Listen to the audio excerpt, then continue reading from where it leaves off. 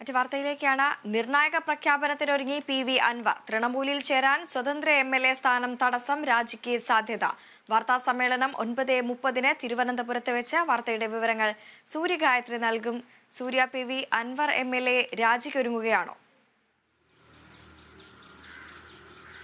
വൃന്ദ, അതറിയാനുള്ള കാത്തിരിപ്പാണ്. 9:30 കൃത്യം തിരുവനന്തപുരത്ത് മാധ്യമപ്രവർത്തകരെ ക്ഷണിക്കുന്നു. എല്ലാ ദൃശ്യ പത്ര മാധ്യമപ്രവർത്തകരും തിരുവനന്തപുരം ടെറസ് ഹോട്ടലിൽ 9:30 എത്തിച്ചേരണമെന്നുള്ളതാണ് PV അൻവർ ഇന്നലെ ഫേസ്ബുക്കിലൂടെ കുറിച്ച പോസ്റ്റ്. നിർണായകമായ കുറച്ച് കാര്യങ്ങൾ അറിയിക്കാനുണ്ട് എന്ന് പറഞ്ഞുകൊണ്ടാണ് അൻവർ ഈ ഫേസ്ബുക്ക് പോസ്റ്റ് ഇട്ടതും ഇന്നിപ്പോൾ പത്രസമ്മേളനം ജില്ലയിൽ വെച്ച് ചേരാൻ വേണ്ടി തീരുമാനിച്ചിരിക്കുന്നതും എന്നുള്ളതാണ് ഏറ്റവും പ്രധാനപ്പെട്ട കാര്യം. ഈ ചോദിച്ചതുപോലെ MLA സ്ഥാനം PV അൻവർ രാജിവെക്കുമോ എന്നുള്ളതാണ്. ചേലക്കര പാലക്കാട് ഉപതെരഞ്ഞെടുപ്പിന് മുൻപുള്ള കുറേ ദിവസങ്ങൾ ഈ PV അൻവർ നടത്തിയ നിർണായകമായ നീക്കങ്ങളും നടപടികളും ഒക്കെ തന്നെ നമ്മൾ കണ്ടിട്ടുണ്ടായിരുന്നതാണ്. LDFന്റെ തട്ടകത്തിൽ നിന്ന് ഇറങ്ങി, പക്ഷേ UDFിലേക്കുള്ള ഒരു പ്രവേശനം PV അൻവറിന് ഉണ്ടായിരുന്നില്ല.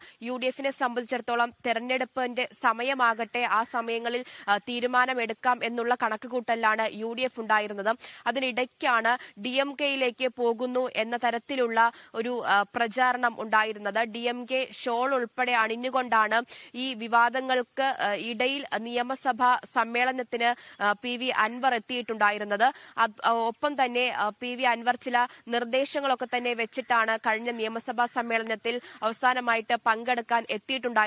എന്തായാലും DMKയുടെ വാതിൽ അത് PV അൻവറിന്റെ മുന്നിൽ അടഞ്ഞോ, അല്ലെങ്കിൽ അതിനിടയിൽ എന്തെങ്കിലും സംഭവിച്ചോ എന്നുള്ളതൊക്കെ അറിയേണ്ടതായിട്ടുണ്ട്. അതിനിടയിലാണ് തൃണമൂൽ കോൺഗ്രസിലേക്കുള്ള PV അൻവറുടെ ഒരു പ്രവേശനം ഉണ്ടാകുന്നത്. തൃണമൂൽ കോൺഗ്രസിന്റെ നേതാക്കളുമായിട്ട് സംസാരിക്കുകയും അംഗത്വം നേടി എന്നുള്ളതുമാണ് PV അൻവറിന്റെ ഭാഗത്തു നിന്ന് ലഭിക്കുന്ന വിവരം എന്ന് പറയുന്നത്. പക്ഷേ ഔദ്യോഗികമായുള്ള ഒരു അംഗത്വം തൃണമൂൽ കോൺഗ്രസിൽ ഇതുവരെ ലഭിച്ചിട്ടില്ല.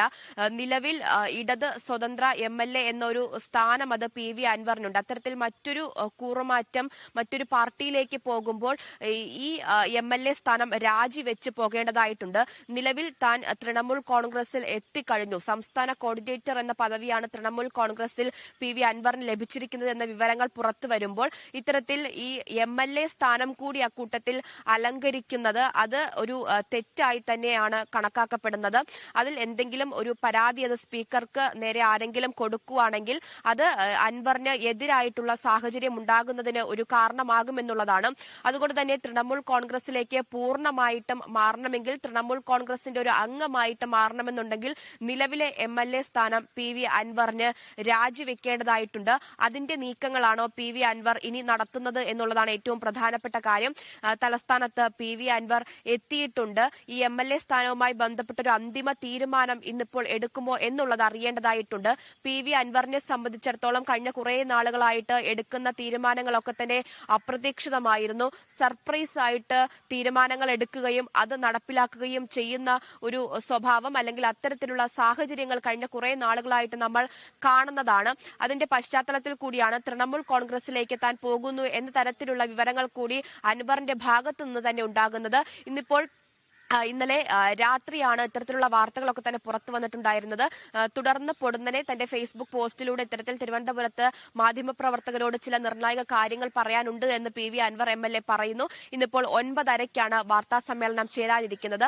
ആ വാർത്താ സമ്മേളനത്തിൽ PV അൻവർ എന്താണ് പറയാൻ പോകുന്നത് എന്നുള്ളതാണ് ഇനിയിപ്പോൾ രാഷ്ട്രീയ കേരളം ഉറ്റുനോക്കുന്നത്. DMKയും അതുപോലെ തന്നെ ഇടതും വലതും വാതിലുകൾ അടഞ്ഞ സ്ഥിതിക്ക് തൃണമൂൽ കോൺഗ്രസിലേക്കുള്ള പ്രവേശനം അങ്ങനെ പ്രവേശിക്കാൻ തന്നെയായിരിക്കും ഒരുപക്ഷെ PV അൻവറിന്റെ ഒരു ലക്ഷ്യമെന്ന് പറയുന്നത്. അങ്ങനെ പ്രവേശിക്കണമെങ്കിൽ നിലവിലുള്ള MLA സ്ഥാനം PV അൻവറിന് രാജിവെക്കേണ്ടതായിട്ട് വരും.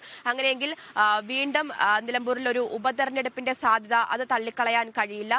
ഉപതെരഞ്ഞെടുപ്പിൽ തൃണമൂലിന്റെ ഒരു സ്ഥാനാർത്ഥിയായിട്ട് PV അൻവർ തന്നെ മത്സരിക്കുമോ എന്നുള്ളതും അറിയേണ്ടതായിട്ടുണ്ട്.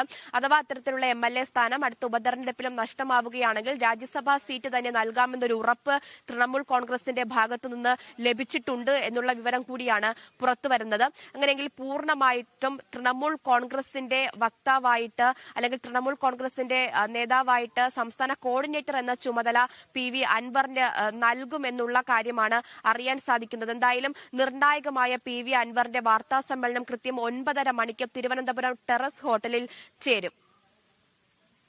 സൂര്യ, ഈ 9 മണിക്ക് സ്പീക്കറെ കാണാനുള്ള ഒരു സാധ്യതയുണ്ട് എന്നുള്ള റിപ്പോർട്ടുകളും വന്നിരുന്നല്ലോ.